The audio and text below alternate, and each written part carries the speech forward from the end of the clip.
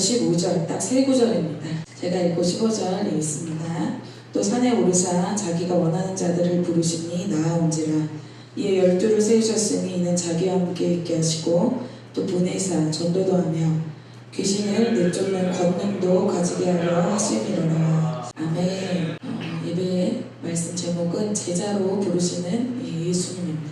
이 땅에서는 뭐 사람도 마찬가지고 모든 생명체에게는 또 1년의 아주 단순한 과정이 있습니다. 그것은 태어나고 성장하고 또 마감하는 그러한 과정이 있다는 것이죠. 그래서 우리도 또 동물도 또 작은 어떤 예쁜 이 나비라 할지라도 그런 태어남과 또 성장과 또 이제 죽게 되는 그 마무리가 모두에게 있습니다. 어떤 일련의 과정을 거치게 되는 그 속에서 우리는 성장을 하게 되죠. 그래서 여러분 이제 어느새 대학생이 되고 어느새 이렇게 대학생이 돼서 같이 앉아있지만 여러분이 아기였을 때가 있었죠. 그래서 제가 조카가 있는데 조카가 이제 아기 엄청 아가인데 이제 유치원 들어갈 때가 되니까 가방을 자기 몸보다 더 큰 가방을 꾸역꾸역 메고 이제 나는 혼자 갈 거야 따라오지 마. 이제 부모님하고 분리돼서 자기가 이제 독립하겠다는 강한 의지를 갖고 유치원을 열심히 가는 것을 본 적이 있습니다. 이제 어떤 나의 시즌이 되면 새로운 걸 도전하고 또 그걸 도전하면서 어떤 기쁨을 좀 느끼게 되죠. 또 우리의 삶에 우리가 또 대학생이 돼서 예전에는 안 몰던 이제 차도 몰 수 있고 운전면허도 딸 수 있고 새로운 것들을 경험하면서 이전에 경험해보지 못했던 어떤 기쁨들을 경험하게 되죠. 그래서 성장에는 기쁨이 있습니다. 그래서 과거에 했던 것만 계속하면 여러분 어떨까요? 그것이 정상도 아니고 그리고 새로움도 없고 기쁨도 없죠. 그런데 그것은 여러분 우리 육신의 어떤 원리도 그렇지만 실제로 영적인 원리도 그렇습니다. 우리가 이렇게 신앙을 하면 예수님을 영접하고 회개하고 새롭게 태어나죠. 주님의 자녀로 태어나는 것은 반드시 필요합니다. 오늘 그런 것들이 없으신 분들은 그렇게 되시기를 축복합니다. 예수님 믿고 예수님 영접하고 또 예수님의 자녀가 되는 어떤 그런 과정은 매우 중요해요. 그러나 아이가 태어나는 것으로 멈추지 않고 자라나는 그 성장의 과정이 반드시 필요하다는 거죠. 그래서 우리는 신앙생활도 성장, 성수 이것이 필요하다는 것을 알아야 됩니다. 그래서 우리가 하나님의 자녀로 태어나서 성장하는 그 과정을 우리가 뭐라고 얘기하냐면 성화라고 얘기를 합니다. 예수님을 닮아가고 예수님이 가신 길을 나도 따라가는 그것이죠. 그래서 그것을 우리가 한마디로 표현한다면 성화는 좀 어려우니까 제자라고 할 수 있습니다. 예수님을 닮아가고 예수님이 가신 길을 가는 것이 바로 제자의 삶이죠. 결국 이 신앙이라는 것은 예수님을 닮아가는 이 제자 신앙이라고 할 수 있습니다. 근데 시간이 지났는데 얘가 분명히 이제 대학생인데 말투도 초등학생 같고 하는 행동도 초등학생 같다 그러면 여러분 어떻게 생각하세요? 좀 문제가 있다고 생각하죠? 그리고 뭔가 바뀌어야 된다고 생각하잖아요? 그런 것처럼 신앙에서도 우리는 반드시 성장해야 합니다. 성장은 선택이 아니라 필수라는 거예요. 그래서 예수를 믿고 우리가 하나님의 자녀가 됐는데 예전에 내가 하나님을 믿기 전하고 삶이 똑같고 그리고 하나님의 자녀인데 내가 세상 사람들과 똑같이 산다면 그것은 문제가 있는 것입니다. 그래서 오늘 이 이야기는 예수님께서 제자들을 성장의 단계, 제자의 단계로 부르시는 그 부르심 그리고 누구를 부르시고 또 어떻게 부르시고 또 그들이 제자로서 어떤 삶을 살아가야 되는지 그리고 그들의 삶의 골, 어떤 제자 삶의 목표 제자를 통해서 뭘 주님이 얻기를 원하시는지 오늘 그것을 세 구절로 말씀해주고 있습니다. 이 말씀 통해서 이제 여러분의 삶이 제자의 삶으로 군중에서 제자의 삶으로 옮겨지는 그런 놀라운 시간 될 줄 믿습니다. 첫 번째 그럼 제자의 삶은 어떻게 시작되는가 이것을 우리가 봐야겠죠. 제자의 삶 시작을 보겠습니다. 오늘 어떻게 제자들이 제자가 되었는지를 13절에 이렇게 말씀하고 있습니다. 또 산에 오르사, 누가 산에 오르셨냐면 예수님께서 산에 올라가셨습니다. 그리고 예수님이 원하는 자들을 부르시니 나아온지라 이렇게 말씀하고 있어요. 예수님께서 산에 가셨다는 것은 마가복음에 이렇게 나와 있는데 똑같은 내용을 누가복음에 이야기하고 있습니다. 누가복음에서는 예수님이 산에 올라가셔서 밤새도록 기도하셨다고 얘기하고 있어요. 밤새도록 기도하신 것은 하나님이 원하시는 사람들을 부르기 위해서였죠. 그래서 예수님도 자기가 임의대로 부른 것이 아니라 하나님이 원하는 자들을 밤새도록 기도하셔서 하나님이 선택한 사람들을 부르셨다는 겁니다. 그래서 여러분은 하나님이 굉장히 고심하시고 선택하셔서 부르신 사람입니다. 그냥 우연히 온 사람들이 아니라는 거예요. 여러분 옆에 있는 한 사람 한 사람이 너무 가치 있고 소중합니다. 우리 옆에 지체들에게 좀 인사할까요? 넌 너무 소중해. 이렇게 인사 한번 해줄까요? 근데 여기서 왜냐하면 여러분 이 제자들이 그냥 온 게 아니잖아요. 제가 한번 해보겠습니다. 제가 한번 제자해보겠습니다. 그래서 사람들이 몰려온 게 아니라는 거예요.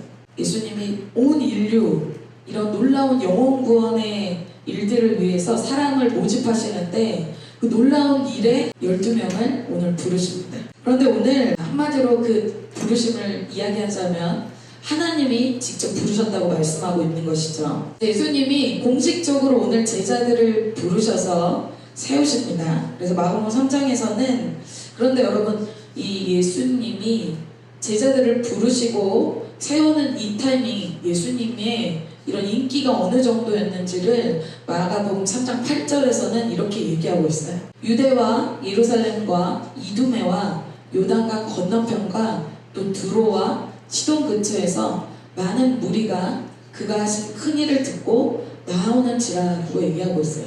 우리는 이 지역을 모르니까 보면 여러분 유대와 예루살렘의 그 이두메와 요단강 건너편 막 두로 시돈 많은 이런 무리가 낙타 타고 막 여러 가지를 막 걸어서 몇 주 동안 몇 달 동안 해서 왔다는 거예요.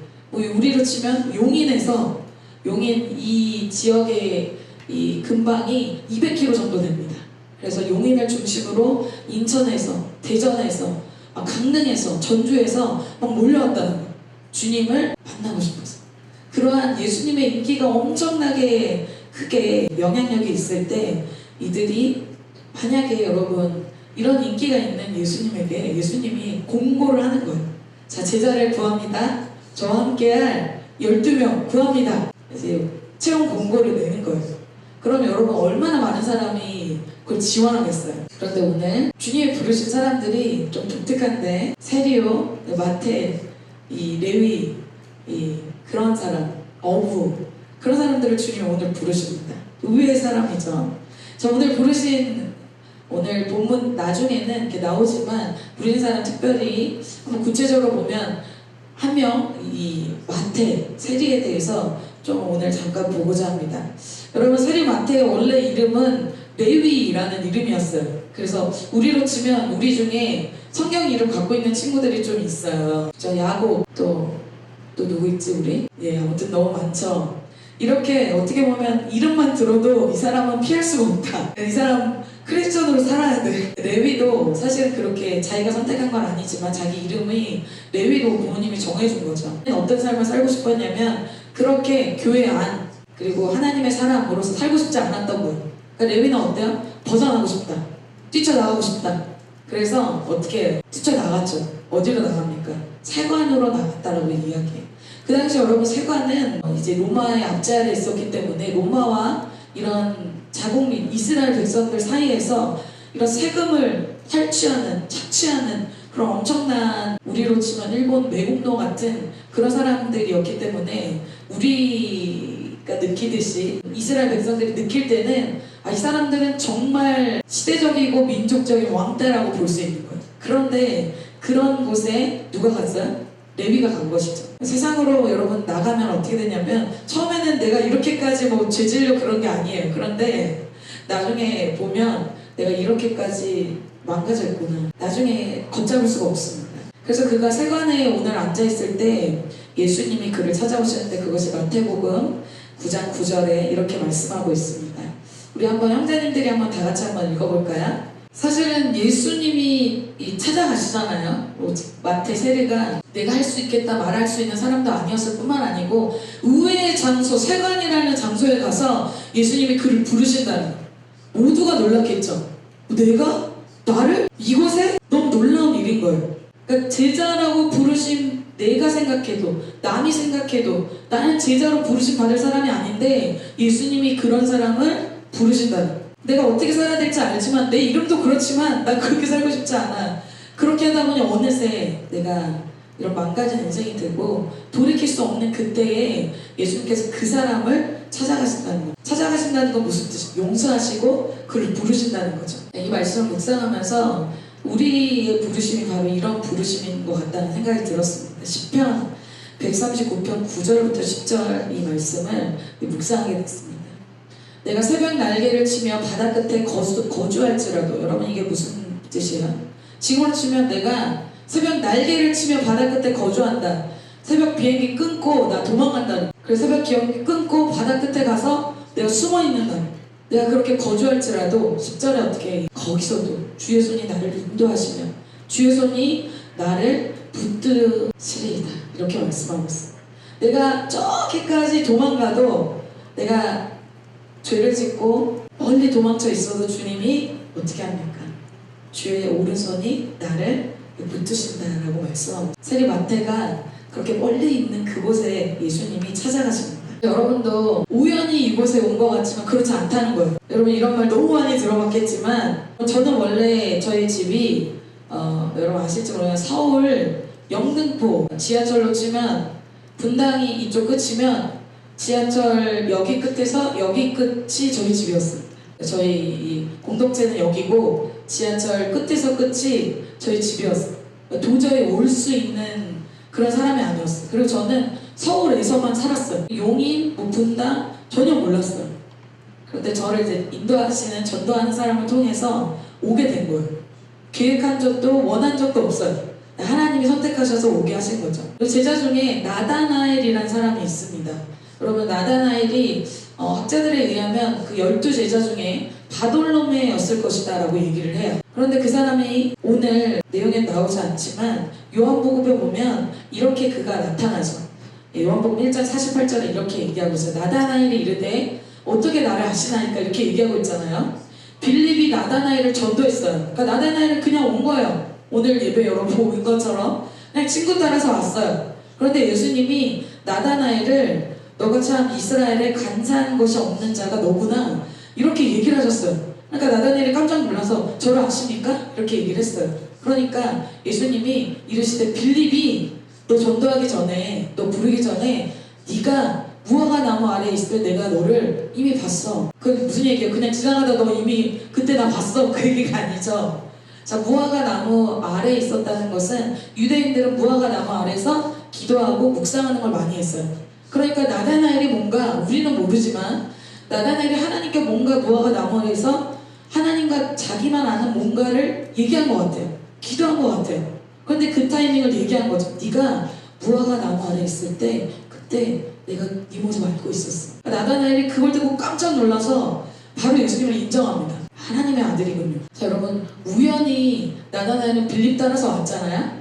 그런데 사실은 우연히 온 게 아니라 하나님의 계획 아래에 왔다는 거예요. 그래서 하나님께서는 사람을 부르실 때에 그 사람을 미리 아시고 그 사람을 선택하시고 주권적으로 하나님이 부르신다는 것입니다. 우연히 부른 게 아니라 우연히 어쩌다 보니까 내가 부모님 때문에 내가 뭐 가족 때문에 내가 어떤 친구 때문에 우연히 어쩌다가 온 것이 아니라는 것이죠. 그리고 제자들은 두 번째로 이런 부르심이 있을 때 어떤 사람들이었냐? 응답한 사람들이었다는 것입니다. 자, 오늘 예수님이 공식적으로 그들을 세우실 때 불렀어요. 그러니까 그들의 반응이 13절에 이렇게 말씀하고 있죠. 13절 또 산에 오르사 자기가 원하는 자를 부르시니 어떻게 하냐면 그들이 나아온지라 이렇게 얘기했어요. 이들이 부르심 받을 때 어땠어요? 나아온다. 자기가 응답했다는 거예요. 제가요? 저요? 저 지금 세간에 앉아있는 저요? 너무 의외인 사람들, 어부인 사람들, 이런 시대의 민족의 왕따 이런 사람들을 하나님이 아웃사이더들을 부른 거예요. 그들이 얼마나 놀랐겠어요. 여러분 저도 저를 생각할 때 놀랍고 우리 이 지체들, 특별히 우리 리더들, 학사님들 생각할 때 놀랐습니다. 이렇게 부르심 받고 여기 나와 있을 줄 몰랐습니다. 모두가 떠날 사람들인데 참 이렇게 은혜로 주님 부르심 받은 거죠. 그래서 여러분 이 중에 누가 내가 다른 사람보다 좀 낫다 그래서 부르심 받았다 얘기할 수 있는 사람이 있을까요? 아무도 없어요. 세리, 어부, 뭐 자기가 뭔가 다른 사람보다 더 낫기 때문에 부르심 받는 사람이 아무도 없다는 것입니다. 그래서 내가 저 사람보다 낫기 때문에가 아니고 은혜로 부르심 받는 것을 안다는 거죠. 그러니까 어때요? 그들이 바로 즉시로 나아오죠. 바로 그 즉시로 응답하는 거예요. 왜? 그것이 너무 은혜이자 특권이기 때문에. 나 같은 사람을 그냥 인정하는 사람은 고민이 없습니다. 즉시로 이렇게 나오게 된다는 거예요. 그것이 마태복음 14장 18절부터 20절까지의 모습을, 제자들의 모습을 이렇게 보여주고 있어요. 갈릴리 해변에 다니시다가 두 형제 곧 베드로라는 시몬과 그 형제 안드레가 바다에 금을 던지는 것을 보시니 그들은 어부라 말씀하시되 나를 따라오라 내가 너희를 사랑을 낳는 어부가 되게 하리라 하시니 그들이 곧 그물을 버려두고 예수를 따르니라. 아멘. 자기 생업을 막 버려두고 이에 즉시 따를 정도로 그 부르심의 가치가 어마어마했다는 특권이자 은혜라는 걸 알았기 때문에. 근데 여러분 그렇게 생각하지 않은 사람도 있겠죠? 있었습니다. 그 사람이 누구냐면 부자 청년이었어요. 부자 청년도 예수님이 나를 따르라 얘기했어요. 그런데 부자 청년은 또 안 따랐습니다. 그 얘기가 마가복음 10장 21절부터 22절에 나와요. 예수께서 그를 보시고 부자 청년이에요. 영앤 리치 우리가 너무나 원하는 부자인데 또 청년이야. 그럼 부자 청년 그를 보시고 사랑하사 이르시되 네게 아직도 한 가지 부족한 것이 있으니 가서 네게 있는 것을 다 팔아 가난한 자들에게 주라. 그러면 하늘에서 보화가 네게 있으리라. 그리고 와서 나를 따르라 하시니. 22절 그 사람은 재물이 많은 거로 이 말씀으로 인하여 슬픈 기색을 띠고 근심하여 가니라. 여러분 이 말씀 부담되죠? 부담 안 돼요? 다 버리고 따라오래요. 오늘 제가 왕왕 부담 드릴 겁니다. 여러분 근데 생각해 보세요. 그렇게 다 버리고 주님을 따르는 사람들이 실제로 있어요. 누구요? 우리나라에 왔었던 선교사님들이. 원래 의사, 기자, 엄청난 이런 석학들 그런 사람들이 어때요? 자기 미국에서 좋은 나라에서 자기 스펙, 자기 명예 안정된 사람 다 버리고 우리나라에 황무지 같은 우리나라에 가족들하고 온 거예요. 정말 다 버리고 온 거예요. 여러분 이게 어떻게 가능하다는 거예요. 어떻게 가능할까? 여러분 제가 얼마 전에 박사님들하고 MW 분들하고는 그 영상을 나눴는데 나원석 선교사님이라고 미국의 명문대학교에서 학생들을 이렇게 같이 돕고 섬기는 그러한 그 선교사님의 이야기를 CGN 방송에서 이렇게 보게 됐어요. 근데 그분이 원래 연봉이 1억 그래서 자기 삶이 아주 탄탄대로예요. 그냥 좋은 대학 나와서 미국 대학 나와서 그냥 자기의 삶 살면 돼요. 근데 이분의 고백이 뭐냐면 참 놀라운 것이 자기가 이거 내려놓는 게 하나도 안 아깝다는 그 영혼 한 영혼의 가치를 알기 때문에 그 밸류를 그 한 영혼의 너무나 소중한 가치를 알기 때문에 이게 전혀 아깝지 않다는. 그래서 너무 기쁘게 29살에 캠퍼스 가서 사람들 전도하고 그곳에서 소그룹 이뤄서 예수님 영접하고 제자 훈련해요. 그리고 우리처럼 그분도 콜트를 하더라고요. 그래서 제자 훈련, 기도 우리랑 아주 똑같았어요. 깜짝 놀랐어요. 그래서 이분이 여러분 한 명의 아까 여러분 인사했죠. 여러분의 한 명의 가치가 굉장히 소중해요. 그리고 한 명 영혼의 그 영원한 생명의 가치는 더더군다나 아주 커요. 여러분 어떻게 보면 오늘 21절 말씀에 이 말씀 부담스럽잖아. 자 21절 말씀 한번 다시 볼까요? 21절 말씀에 다 팔아서 가난한 자들에게 주라. 우리는 이것만 보이잖아. 와 다 팔아 어떻게 다 팔아. 물론 뭐 저희가 가진 것도 없지만 다 팔아서 그러면 어떻게 그리하면 이 다음에 우리는 안 보이는 거예요. 자 여러분 우리가 길게 살아도 몇 년 삽니까? 이 땅에서 몇 년 살아요? 100년 정도 살아요. 그런데 하늘 영원한 차원 우리가 죽고 나면 그 다음 차원이 있어요. 그 다음 차원은 100년이 아니라 몇억 년, 몇만 년 정말 끝이 없는 곳에서 우린 살아야 돼요. 그럼 100년은 정말 전과 같이 느껴지는 그때가 온단 말이에요. 그럼 자 주님이 지금 뭐라고 하는 거예요? 네가 이 땅에서 잠깐 전과 같이 딱 있는 그때 그 돈 여기다 놔두고 가면 어차피 천국에 못 갖고 가. 그러니까 어때? 영원한 영원한 곳에서 있는 그것에 네가 투자하라는 거야. 그럼 주님이 희생하고 포기하라는 게 아니야. 투자하라. 여러분, 이것을 리얼하게 느낄 수 있는 것은 죽음을 본 사람은 이것을 아주 피부로 느껴요. 그럼 장례식에 가보신 적 있으십니까? 저는 저희 외할머니가 저를 엄마처럼 키워주셨어요. 그래서 할머니가 저를 키워주셨는데 할머니가 할머니 방이 있었거든요. 그리고 저는 할머니랑 같이 사는 할머니가 이제 돌아가실 때가 된 거예요. 그러면 여러분 한번 여러분 근처에 누가 돌아가시는 걸 경험하신 분들은 알 텐데 사람이 죽을 때가 되면 곡기가 끊어진다고 표현하는데 밥을 안 먹기 시작합니다. 그래서 밥을 안 드세요. 그래서 공복 상태로 계속 있으세요. 할머니가 이제 돌아가실 때가 됐다고 다 가족들이 얘기했어요. 그래서 저한테 가서 방에 가서 인사를 하라는 거예요. 그래서 방에 이제 들어갔죠. 할머니가 머리가 하얘졌거든요. 할머니를 딱 보는데 눈물이 고이는 거예요. 이제 할머니 못 보는구나. 할머니 이제 천국에 가시지만 그래서 할머니랑 천국과 지옥에 대해서 이야기했어요.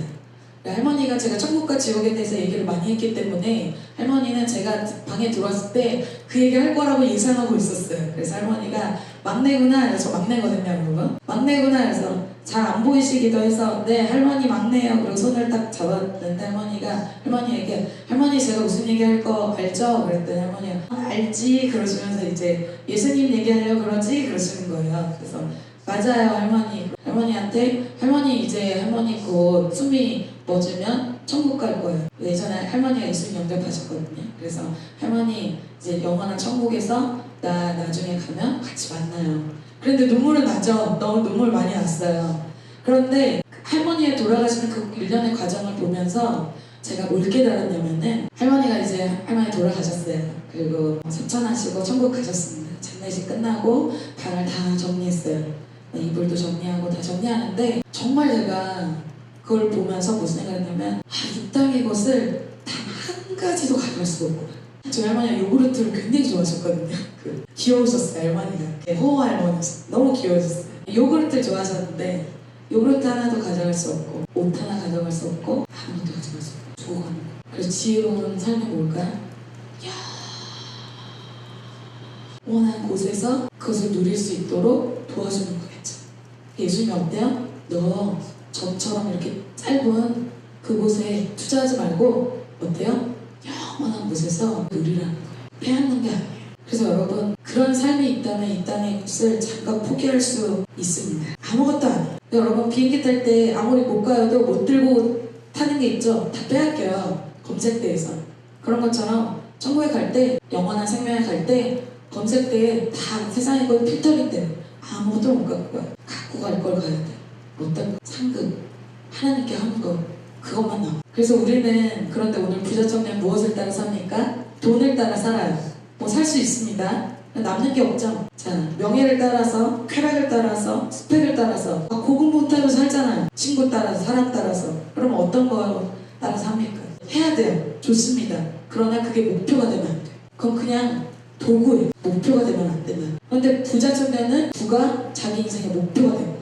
예수님이 오늘 영원한 것을 위해, 가치 있는 것을 위해서 여러분을 콜링하고 계십니다. 여러분, 저의 이 콜링은 굉장히 달콤하지 않습니다. 여러분, 예수님의 콜링은 굉장히 가치 있는 것에 있기 때문에 이것이 여러분의 감언리설, 막 달콤한 말로 여러분을 막 끌어들이지 않아요. 진짜 가치 있는 것은 그 가치로 인해서 사람들이 몰려오게 됩니다. 자, 그래서 오늘 제자들이 그렇다고 해서 뭐 부르심 받았다고 해서 제자들이 정말 그렇게 막 영혼을 돕고 사람들을 계승하고 막 이런 걸 할 수 있습니까? 못합니다. 그것을 해주시는 분은 바로 예수님이 되세요. 나는 못하는데 괜찮습니다. 예수님이 제자들을 변화시켜 주신다는 거예요. 그렇다면 오늘 제자의 삶은 무엇인가? 두 번째, 제자의 우선순위. 제자의 삶의 우선순위는 자 14절에 주님이 이렇게 얘기하고 있어요. 이 12를 세우셨으니 그 다음에 가장 중요한 거겠죠. 제자훈련에서 제자훈련 첫 번째, 같이 나가서 일한다. 두 번째, 전도한다. 열심히 프로젝트 짠다. 아니에요. 자기와 예수님과 함께 있는 거예요. 여러분, 이게 사실은 제자훈련의 핵심 코어예요. 이게 제일 중요해요. 저 교회에서, 제가 성전의 교회에서 열심히 봉사하는데요? 찬양팀 하는데요? 저 제자예요. 아니, 제자는 뭐예요? 예수님과 함께 해야 된다. 우리는 일을 생각해요. 뭔가 일을 뭐 제자 부르시면 뭐 부서 섬기라는 거구나, 찬양팀 하는 거. 노! 진짜 제자는 뭐예요? 예수님이 함께하는. 그래서 여러분, 첫 단추를 잘 끼워야 다음 단추들이 들여맞죠. 그러면 저 스텝 1이 돼야 2로 갈 수 있다는 거. 스텝 1이 뭐예요? 예수님과 먼저 하는 거, 먼저 함께하는 거. 예수님도 똑같이 그렇게 하셨거든요. 왜? 예수님이 새벽 미명에 오늘도 산에 밤새도록 기도하셨잖아요. 하나님과 먼저 함께 하시고 그 다음에 액션을 취하셨던 거예요. 그러니까 예수님의 우선순위도 하나님과 먼저 함께 하시고 그 다음에 다른 걸 많이 하셨어요. 그런데 반대로 하는 사람들이 있다. 그러면 이 사람들은 신앙이 아니고 나중에 큰일 나. 왜? 첫 단추부터 잘못 끼워졌잖아. 그러니까 끼우다 오! 나 너무 힘들어. 나 너무 어려워. 왜? 스텝 1이 잘못됐어. 이 제자도를 모르기 때문에. 그 사람 누구예요? 마르다. 마리아와 마르다가 나와. 마리아도 열심히 주님 섬기죠. 그런데 마르다는 식사도 준비도 하고 예수님 위해서 한 거예요. 정말 분주하게 했어. 누구 위해서? 예수님 위해서. 찬양팀도 하고 뭐 이것도 하고 저것도 하고 다 한 거예요. 근데 마음이 어려워. 예수님에게 화가 나고 다른 동역자 친구들한테 화가 나. 자, 누가복음 10장 41절 42절에 이렇게 얘기하고 있어요. 주께서 대답하여 이르시되 마르다야, 네가 많은 일로 염려하고 근심해. 주를 위해서 기쁘게 처음에 시작했는데 어때요? 막 이것도 해야 되고 저것도 해야 되고 너무 힘들다. 그런데 어때? 예수님이 몇 가지만 하든지 혹은 한 가지만이라도 족하니라. 마리아는 이 좋은 편을 택하였으니 빼앗기지 아니하리라 하시니라 라고 말씀하고 있어요. 마르다가 예수님 사랑해서 시작했어요. 정말 사랑이었어요. 그래서 하는데 그 사랑, 그 감사, 그 즐거움이 사라진 거예요. 왜요? 선택을 잘못했어. 무슨 선택? 일을 먼저 했잖아요. 일 처리를 먼저 했어. 그러다 보니까 어때요? 주님을 놓쳤네? 예배도 놓치네? 말씀도 놓치네? 기도도 놓치네? 뭐가 잘못된 거예요? 신앙의 스텝 1이 잘못되면 다음부터는 쫙 잘못해요. 이것이 지속되면 어떻게 될까요? 탈진하는 현상이 일어나요. 왜? 신앙의 뿌리가 막 흔들리잖아요. 마리아가, 그런데 오늘 예수님은 마리아는 좋은 편을 택했어 라고 얘기하니 마리아는 지금 뭐하고 있어요? 예수님의 눈을 보고 예수님 이야기를 듣고 있어요. 여러분, 일하지 말라는 거예요? 나 이제 그럼 마르다 하지 말아야지. 순서가 바뀌었다는 거예요. 마리아처럼 먼저 예수님의 눈을 보고 예수님 음성을 듣는 거예요. 이렇게 말씀을 오늘처럼 듣고 기도하는 거예요. 그렇게 할 때 다음 단계를 할 수 있어요. 그러니까 나중에 마리아가 어떤 일을 해요? 마르다보다 어마어마한 일을 더 잘할 수 있어. 왜? 마리아는 하나님 마음을 예수님 마음을 알잖아요. 그러니까 마리아가 어떻게 합니까? 나중에 아무도 모르는 예수님의 십자가 장례를 미리 향유를 부어서 예언적인 준비를 하는 사람이 되죠. 엄청나게 예언적이고 엄청나게 더 중요한 일을 할 수 있게 돼요. 왜? 우선순위가 정확하잖아요. 근데 우리는 이것이 바뀔 때가 있다는 거예요. 그럼 어떻게 돼? 어느샌가 나 다 안 해. 나 일 안 할 거야. 왜? 가장 중요한 것이 바로 일보다는 동행이 먼저 되시기를 축복합니다. 구약에서도 요셉이 자기가 총리가 되려고 총리가 된 게 아니에요. 자기 능력으로 되지 않았다는 거예요. 그거는 그냥 아무 일도 하지 말고 공부도 하지 말고 다 내려놓고 기도만 하세요. 그 얘기가 아니에요. 자, 하나님과 동행이 가장 우선순위였다. 열심히 살고 치열하게 살아야 돼요. 치열하게 공부해야 됩니다. 그런데 그보다 더 중요한 게 있다. 하나님과 동행이 먼저는. 창세기 39장 2절에 이렇게 얘기하고 있어요. 여호와께서 요셉과 함께 하심으로. 이 말씀이 계속 요셉의 삶에 있어요. 여호와께서 요셉과 함께 하심. 여호와께서 요셉과 함께 하심. 그러자 어떻게 돼요? 그의 주인 애굽 사람의 집에 있는데 어때요? 형통한 자가 됐대요. 그 사람의 가족과 떨어져 있어요. 혼자 있어요. 외롭죠. 유혹도 많아요. 넘어질 많은 사건들이 있어요. 그런데 그가 형통해. 왜? 요셉과 하나님이 함께 했어요. 이게 가장 중요하다. 기도원도 마찬가지죠. 기도원은 두려움이 많아요. 참, 이런 사람이 어떻게 사사야? 이럴 정도로 확증을 많이 보여요. 하나님 뜻이 맞다면 이거 이렇게 해주세요. 그런 거 많은 사람이에요. 여러분, 여기 그런 사람 있죠? 마음으로 손? 저도 기도원 같은 사람인 것 같아요. 하나님, 금식하는 게 맞다면 금식이란 단어가 나오게 해주세요. 뭐 이런 거 있잖아요. 기도원이 그런 사람이에요.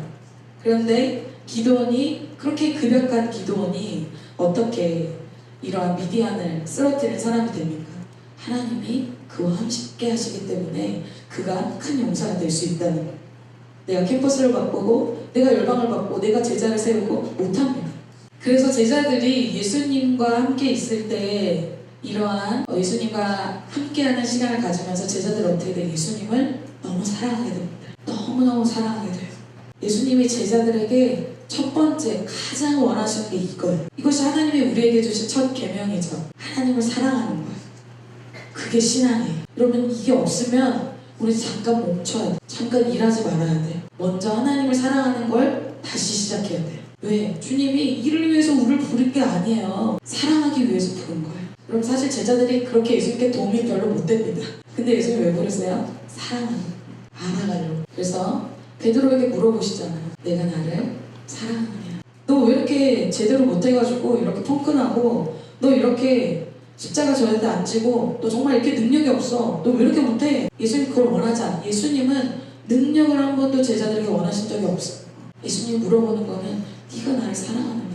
네 심장에 내 사랑이 있냐? 그걸 물어보시는 거예요. 여러분이 방학이 다시 주님과 함께하는 그런 시작이 되시기를 축복합니다. 주님과 다시 함께하는 거예요. 요한복음 21장 15절. 그들이 조반 먹은 후에 예수께서 시몬 베드로에게 이르시되 요한의 아들 시몬아 내가 사람들보다 나를 더 사랑하느냐 하시니 이르되 주님 그러하나이다. 내가 주님을 사랑하는 줄 주님께서 아시나이다. 이스되 내 어린 양을 먹이라 하시니 네가 내 마음 나를 향한 마음이 지금 있냐? 나를 사랑하냐? 이거부터 물어보신다. 너 지금 양떼 먹어야지. 지금 영혼들 살려야지. 너 이제 선배 아니야? 너 이제 이렇게 지었지? 그게 아니야. 먼저 네 마음에 나를 사랑하는 마음 그걸 물어보신다. 여러분 사랑하면 사랑은 뛰어넘게 피곤을 뛰어넘게 하고 한계를 뛰어넘게 해요. 율법은 뛰어넘을 수가 없어요. 그런데 사랑은 한계를 뛰어넘게 합니다. 그 이상을 하게 돼요. 내가 좋으니까 내가 사랑하니까 하게 된다. 다 멈추고 주님의 사랑으로 먼저 들어가시기를 축복합니다. 그래서 여러분 프로그램이 있을 때 따라가는 사람들이 있죠. 나 이거 프로그램 없으니까 나 신앙 유지가 좀 힘든데 문제가 있습니다. 직분이 있을 때만 하고 프로그램이 있을 때만 하는 거 그건 관계가 아닙니다. 프로그램 없을 때도 직분이 없을 때도 그러면 예를 들면 그런 거예요. 저를 만나는데 여러분들이 프로그램 있을 때만 만나요. 얼마나 어색한 사이. 평소에 만나서 같이 교제하고 얘기하고 같이 밥 먹고 웃기도 하고 그 관계죠. 예수님과도 그런 거예요. 예수님 프로그램 있을 때만 예수님 막 찾아요. 술 안에 들어오면 막 찾고 그 다음에 예수님 완전 모른 척해. 인사도 안 해. 저를 만났는데 지나가는데 인사도 안 해. 너무 이상한 관계잖아요. 여러분 이건 신앙이 아니에요. 프로그램을 따라서 직분을 따라서 하는 것은 관계가 아니잖아요. 그걸 원한 게 아니에요. 그래서 예수님 부르셔서 제자들과 뭐 먼저 하십니까? 같이 있어요. 얘기하고 서로 알아가고 웃고 즐기고 같이 알아가는 시간을 가졌다. 그래서 바리새인과 서기관들한테 얘기하잖아요. 너희 마음에 하나님 사랑이 없으면 내가 알았다. 근데 일적으로 보면 누가 더 많이 해요? 바리새인, 서기관, 종교인들 일 너무너무 많이 하잖아. 너무 헌신적이야. 배틀하면 이길 사람이 없어. 그런데 예수님이 너 아웃. 일이 아니라 관계가 되어지면 나머지는 다 된다는 거예요. 두 번째, 그럼 예수님과 함께 하는 것이 첫 번째고, 예수님과 함께 한다는 건 뭐예요? 예수님 주변에 나랑 다른 누가 있어요? 11명의 이상한 남자들이 같이 있잖아요. 이 제자 공동체에 들어오게 되는 거죠. 두 번째는 예수님과 공동체에 함께 한다는 것입니다. 제자들은 예수님과 24시간을 같이 했어요. 잠깐 이렇게 모였다가 흩어지고, 잠깐 모였다가 스쿨, 아카데미처럼 잠깐 학습하고 스터디하고 흩어지는 관계가 아니었다. 왜 제자들이 그렇게 빨리 짧은 시간 안에 3년 만에 어부가 세리가 예수님의 제자로 바뀔 수가 있을까요? 여러분 왜 그럴까요? 공동체 때문에. 첫 번째는 예수님 때문이고 두 번째 공동체 때문이에요. 자, 누구와 우리가 시간을 많이 보내느냐, 이것이 사실은 우리의 삶의 결과, 방향을 설정합니다. 우리가 믿음의 사람들과 있으면 믿음이 자라나게 돼요. 그래서 예수님은 제자들이 다 같이 있도록 하십니다. 디모데후서 2장 22절 우리 사모님들이 한번 읽어볼까요? 여러분 성경 말씀이 진리라는 걸 믿으십니까? 그렇다면 청년의 정욕을 피하고 주를 깨끗한 마음으로 부른 자들 함께하라는 이 말씀이 여러분의 말씀이 되시기를 축복합니다. 왜 청년의 정욕을 피하래? 그런 청년의 정욕을 갖고 있는 그런 그룹을, 그런 사람들, 그런 어떤 장소를 피하래. 그런데 누구랑 함께하래? 주를 깨끗한 마음으로 부르는 자들과 함께하래. 그럼 어떤 열매가 맺어져요? 의와 믿음과 사랑과 화평의 열매가 맺어진다. 나는 결코 할 수 없는 의와 믿음과 사랑과 화평의 열매가 그런 거룩한 공동체 안에 있을 때 맺어지게 된다는 것이죠. 여러분 이것은 성경 외에도 심리학에도 나와 있고 사회학에도 나와 있고 다 나와 있는, 사람이 사람에게 영향을 받는 받는다는 것은 우리도 알고 있어요. 자, 성경에서 다윗의 아들, 첫째 아들 암논이라는 사람이 나옵니다. 그런데 암논이 굉장히 비참하게 첫째 왕이 계승자인데 왕도 되지 못하고 비참하게 죽거든요. 왜 죽냐면 친구 때문에 그렇습니다. 물론 뭐 암논 자체도 문제가 있었지만 암논의 친구 요나답이라는 친구가 나와요. 요나답이 참 간교한 자다 이렇게 성경에 얘기하거든요. 자, 어떤 사람입니까? 뭐 결론적으로 얘기하면 이 암논은 요나답 때문에 왕이 박탈당하고 비참하게 죽게 돼요. 자, 왜? 요나답이 세상의 문을 열어주는 친구예요. 자, 죄 짓는 방법을 알려줘요. 그 친구 때문에 암논은 미래가 닫히게 됩니다. 제가 얘기하는 게 아니에요. 성경에서 얘기하고 있어요. 나중에 시간이 되면 암논과 요나답을 한번 찾아보세요. 잠언 13장 20절에 이렇게 얘기하고 있어요. 지혜로운 자와 동행하면 지혜를 얻고 미련한 자와 사귀면 해를 받느냐. 누구와 함께 하느냐가 내 인생을 좌우하게 된다는 것입니다. 그래서 저는 정말 여러분, 제가 돈 20대 친구들이 이제 결혼해서 10년 지나고 이제 애기 엄마가 되고 결혼하는 것도 보고 뭐 석사하는 것도 보고 박사하는 것도 보고 뭐 해외 나가서 선교사 되는 거 보고 뭐 교회 세우는 거 보고 뭐 여러 사람을 봅니다. 그런데 여러분, 그들의 모든 통계를 제가 볼 때 20대 때 그들이 누구와 만나느냐에 따라서 여러분 지금 난 잠깐 그런 거야 아니에요. 여러분 20대 때 만나는 사람에 따라서 여러분의 진로, 결혼, 미래 다 결정됩니다. 그래서 저희끼리 그걸 아는 학사님들은 그런 얘기를 많이 해요. 20대 때 큰 강을 건넌다 라고 얘기를 해요. 서로 완전히 달라져요. 처음에 여러분 이렇게 1학년 때 시작하잖아요. 신앙을 1학년 때 그냥 막 비슷해 보입니다. 2학년 때 점점 달라지고 3학년 때 점점 달라지고 4학년 때 점점 달라집니다. 졸업할 때 완전히 다르게 큰 강을 건너게 됩니다. 여러분 지금은 같이 있어요. 잘 못 느껴요. 그런데 아주 크게 달라집니다. 크게 달라진다는 게 아예 건널 수 없는 강을 건너는 것처럼 완전히 달라져요. 어떤 면에서? 영적인 면에서. 자, 세계 최초의 영국에서 노예 폐지 운동을 한 사람 윌버포스라는 사람이 있죠. 정말 유명하죠. 윌버포스가 20대에 만난 공동체가 클램프 공동체입니다. 클램프 공동체가 있었기 때문에 이 세계 최초로 아무도 건드릴 수 없는 노예제도 폐지를 그가 이룰 수 있었어요. 누구 때문에? 자기가 하나님이 주신 비전도 있었지만 첫 번째는 하나님 때문이겠죠. 두 번째는 자기가 믿음이 흔들릴 때마다 비전이 있지만 저항이 너무 크잖아요. 사람들이 너무 다 싫어하잖아요. 하지 말라고 하잖아요. 이렇게 해서 남는 것도 없는 것 같잖아요. 그런데 난 비전이 있는데 내가 힘들고 쓰러지고 넘어지고 난 이거 할 사람이 아닌가 보다 할 때마다 누가 붙잡아줘요? 클램프 공동체가 붙잡아줍니다. 그래서 그가 그렇게 될 수 있는 것은 하나님의 사람들, 의와 믿음과 화평과 열매를 맺게 해주는 그 공동체 때문이에요. 가끔은 내가 넘어질 때가 있잖아요. 여러분 내가 항상 충만합니까? 아니잖아요. 얼굴이 먹구름이 들 때가 있잖아요. 쟤 또 좀 오늘 안 좋네? 그럴 때가 있잖아요. 그것을 받아주고 그것을 감당해주고 그런 클램프 공동체 같은 공동체가 있기 때문에 우리는 다시 일어설 수 있어요. 그래서 혼자 있으면 어때? 넘어졌을 때 일으켜줄 사람이 없어요. 잠언 전도서에서 그렇게 얘기하죠. 그런데 옆에 사람들이 있을 때 일으켜줄 수 있다. 그래서 여러분 이 방학에 믿음의 공동체와 함께 하시기를 축복합니다. 여러분 자신을 위해서 그렇게 하셨으면 좋겠어요. 마지막으로 예수님은 제자를 부르신 최종 목표가 있습니다. 드디어 마지막. 저희도 이렇게 선교단체 하고 있고요. 또 제자 훈련을 하고 있는데요. 그렇다면 제자 훈련이라는 거, 또 제자가 왜 되어야 되는가, 어떤 목표가 있기 때문에 하는 것이겠죠. 자, 그것은 우리의 목표, 그것은 우리끼리 이렇게 친해지고 우리끼리 파이팅하고 막 응원하고 우리끼리 어떤 은사 개발하고 우리끼리 좋기 위해서는 1단계에 불과합니다. 파이널 어떤 마지막 목표가 있어요. 그것은 우리가 흩어지기 위해서 모인 것입니다.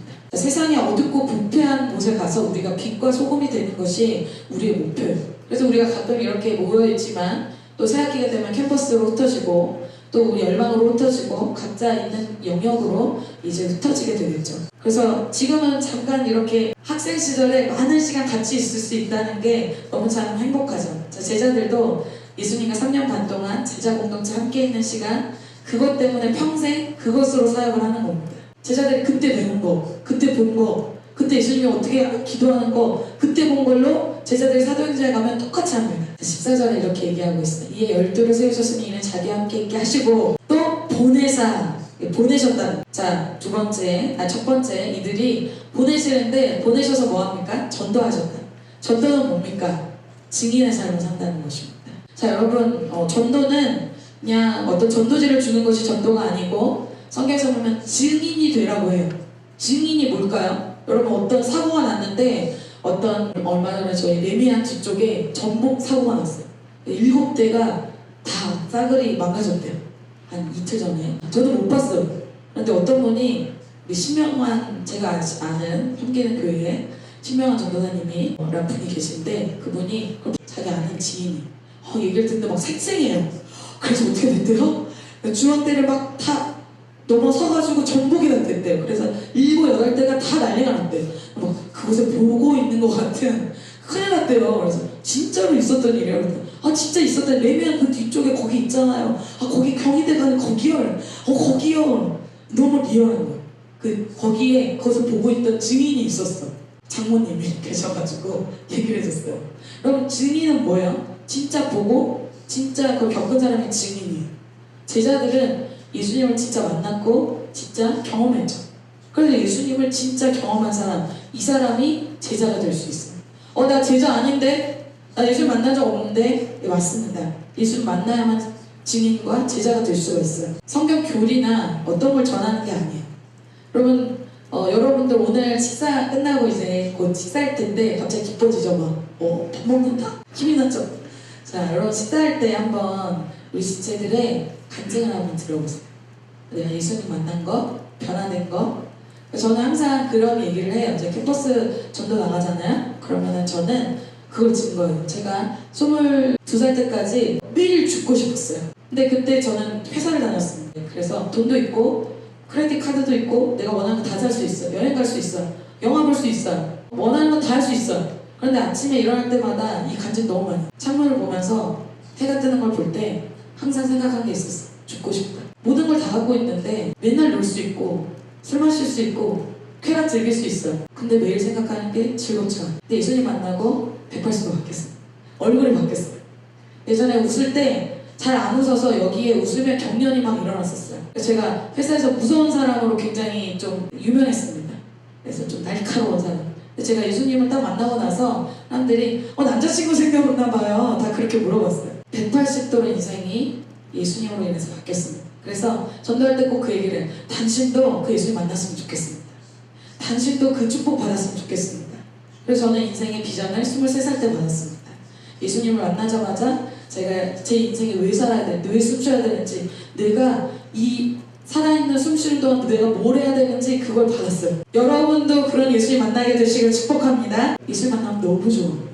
너무 신나요. 너무 달라질 수 있어요. 사도행전 4장 19절 20절에 이거를 로마에서 막았죠. 정부에서 사람들이 예수님 전하는 걸, 제자들이 전하는 걸 막았어요. 사도행전 4장 19절에서 이렇게 막 막으니까 이렇게 베드로와 요한이 이렇게 얘기합니다. 대답하여 이르되 하나님 앞에서 너희의 말을 듣는 것이 하나님의 말씀을 듣는 것보다 옳은가 판단하라. 그리고 20절에 뭐라고 해요? 같이 한번 읽어볼까요? 시작! 우리는 보고 들은 것을 말하지 아니할 수 없다니.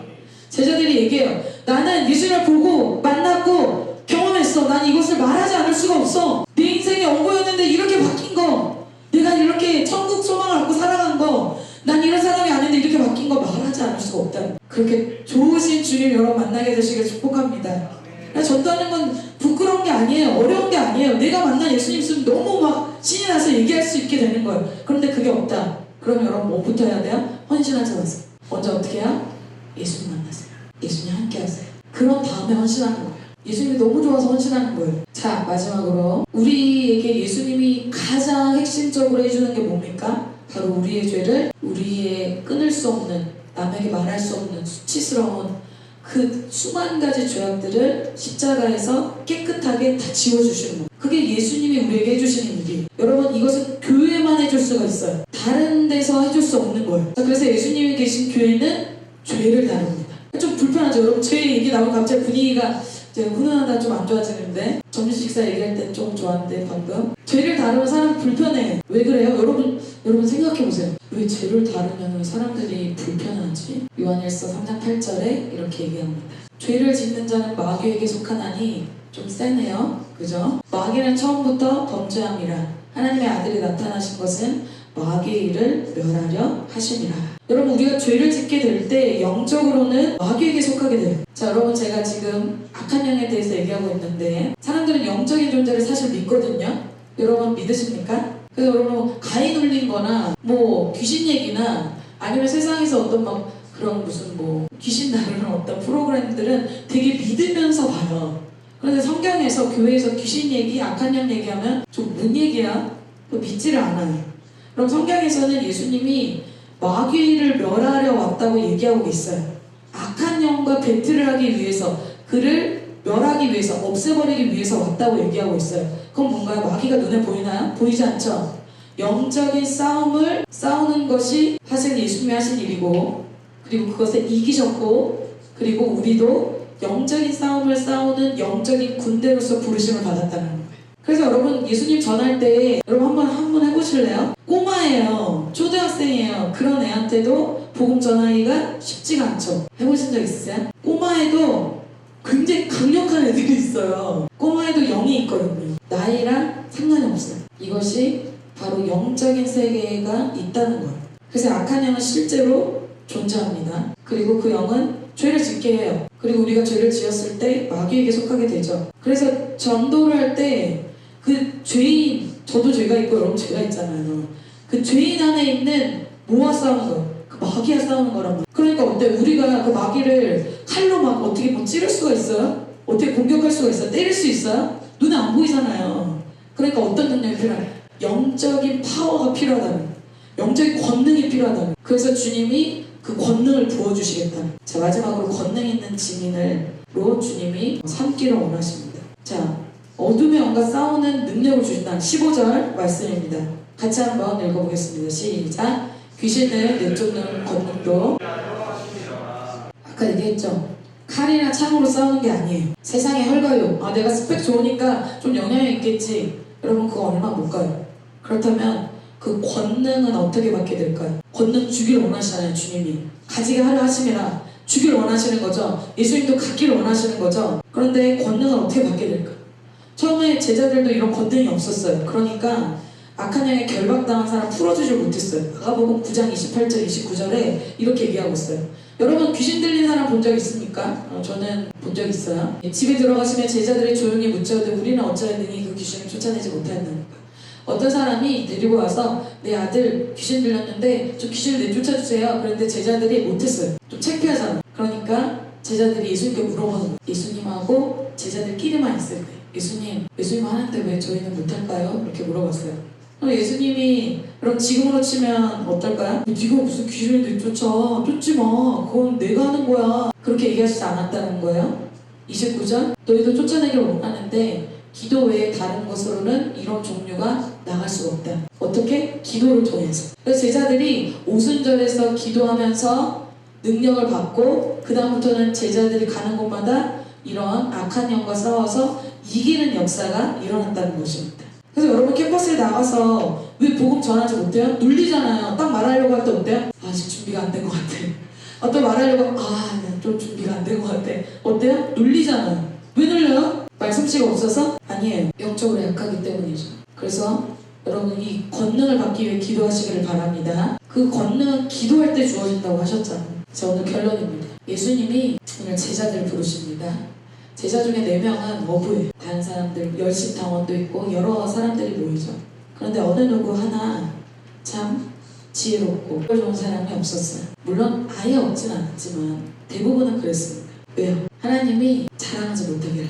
하나님의 능력으로 부르셔서 은혜로 부르셔서 하나님이 영광 받으시고 하나님이 하게 하시기 위해서 그런 사람을 부른 거죠. 그래서 최고의 신앙은 뭘까요? 그런 하나님과 함께하는 신앙이에요. 나에게 능력이 없잖아요. 그러니까 누구와 함께 해야 될까요? 능력이 있으신 그 예수님과 함께 해야 돼요. 예수님과 함께 할 때 전도도 하고 귀신도 내어쫓고 이런 능력 있는 제자의 삶을 시작하시기를 축복합니다. 이제 성장하는 제자가 되실 줄 믿습니다. 그래서 꿈꿀 수 없는 나의 인생의 비전, 사람을 돕고 사람을 살리는 믿음의 계승자로 이번 방학에 가능하시고 제자 신앙하시는 여러분 되시길 축복합니다.